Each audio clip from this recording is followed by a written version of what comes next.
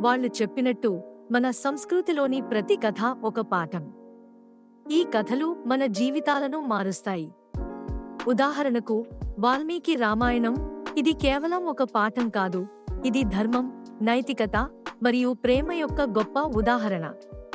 రాముడు, సీత, లక్ష్మణుడు, వారు మనకు చూపించిన విధానం, కష్టాలను ఎలా ఎదుర్కోవాలో, నైతికతను ఎలా పాటించాలో. కథలు మనకు ప్రేరణ ఇస్తాయి, మనలోని బలాన్ని గుర్తు చేస్తాయి. ఈ పురాణాలు, పాఠాలు మన సంస్కృతిని బలంగా నిలబెట్టడానికి సహాయపడతాయి. ప్రతి పాఠం మనకు ఒక కొత్త దృష్టిని ఇస్తుంది, మనం ఎలా జీవించాలో, ఎలా ప్రేమించాలో, ఎలా పోరాడాలో. ఈ కథల ద్వారా మనం మనలోని నిజమైన విలువలను తెలుసుకుంటాం.